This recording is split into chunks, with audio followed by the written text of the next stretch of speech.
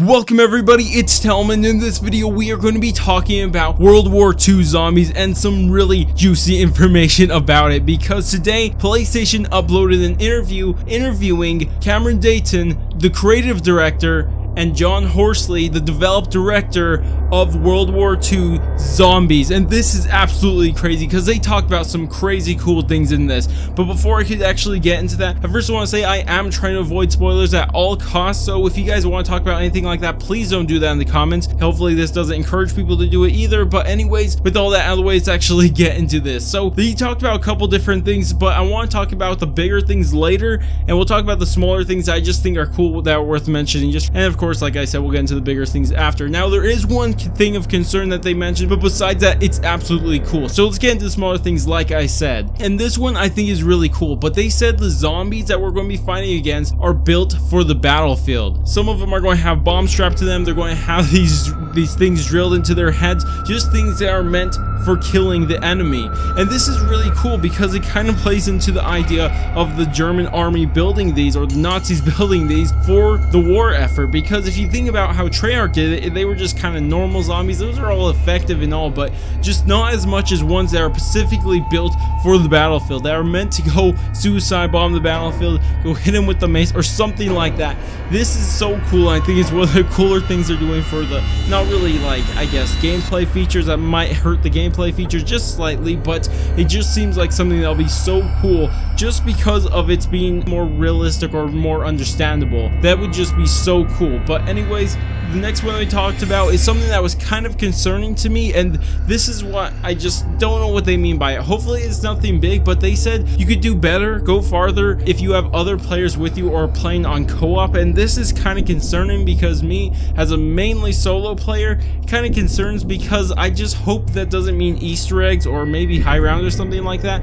Maybe it's just easier, because obviously zombies for the most part is almost always easier co-op, so it just seems like that's what they're saying. I'm not too sure though. Hopefully it's not going to affect any soloable things. Hopefully everything that can be done co-op could also be done solo, because that'd be a step back from what Infinity Ward did in their last game, because I really just like when you could play it in all the different ways you want to. But anyways, we're going to get into the two things I think may go on to be the coolest things that's ever happened to zombies. And they talked about horror and how they kind of implement it into the game. They talked about 3 different types of horror. They had the normal jump scares, which personally I'm not a fan of, but what they said about the jump scares, they said they're kind of the fruit of the tree, just that's the thing that's hanging there. They're not the main part of the horror. And I love when they said that. I'm thinking, yes, that's what I want in a horror movie, because or a horror game, because I don't want just a bunch of jump scares. I'm not really the biggest fan of that type of scare, but I understand that's necessary sometimes. But I just don't like when that's your main focus of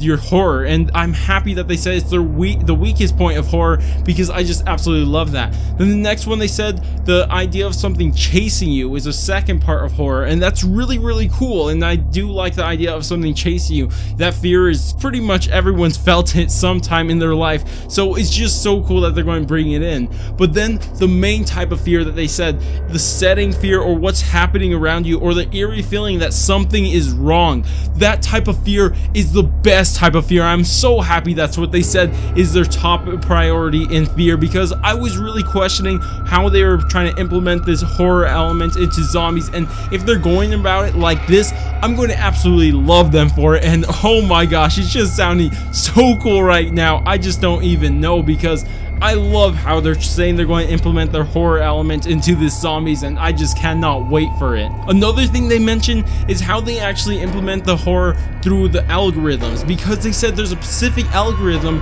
made for the horror. It says, hey, if this thing hasn't happened in a while, it has to happen soon. So if you haven't had a jump scare all game, it said, oh shoot, this person got to have a jump scare happen soon, and it happens. And it tries to figure out when the best time, or I guess the worst time, whether you're chasing type of horror or your jump scare type of horror is to happen. And I absolutely loved when I heard that. An algorithm made specifically to scare you, because really in all the other horrors that at least I've played or seen people play, it's kind of just always there, because if you watch the gameplay before that, well, you know you're going to get jump scared then, so you can just get ready for it. But if it's not a specific way, like it's not specifically meant to jump scare you at one point in time, but it could happen at any point in time, that is absolutely great. That's one thing I love about horrors, when you could actually make them feel like it's never never safe. No matter where you go, it's never safe. If you stay behind the wall, if you hide inside something, it's never safe no matter what you do. And I absolutely love that, and I hope that's what they meant by their algorithm, because it just sounds so cool. I really hope that's what they're going to do.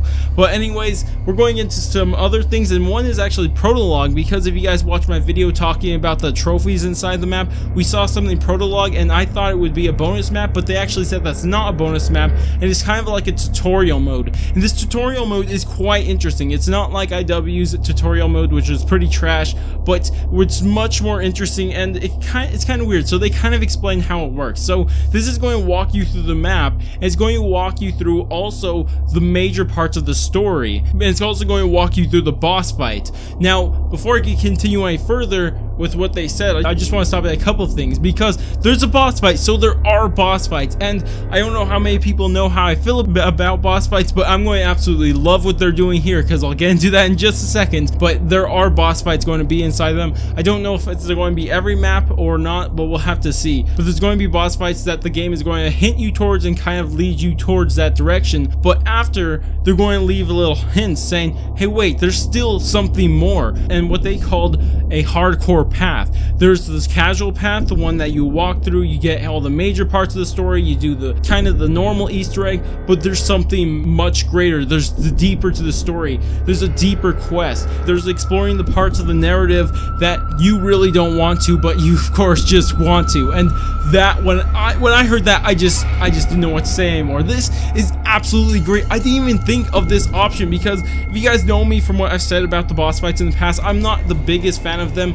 not because of how unfun they are. They're actually amazing, but the problem is that it made the maps too repetitive. It's like you do with these steps to get to the boss fight every single time. But if they're going to go about doing the Easter eggs like this, the smaller Easter egg, you're going to have, I guess, 2 Easter eggs. You're going to have the normal Easter egg, then the major Easter egg, and of course this may just be for the first map, but if it continues like this would be what I never even thought. I even made a video trying to think of a way to go around this boss fight type of deal thing, but this is an absolutely amazing way. You have 2 parts of the Easter egg. You have the normal casual one that kind of walks you through it, you do the boss fight and everything, but at the same time there's this greater Easter egg that you could actually play through and actually just play an Easter egg instead of go fight a boss, because that really limits your narrative ability when you do that, because you have to somehow fit the boss fight into the end game for the narrative of that map. It's very, very limiting, and now that they found a way around that, it's not even going to hinder their narrative telling skills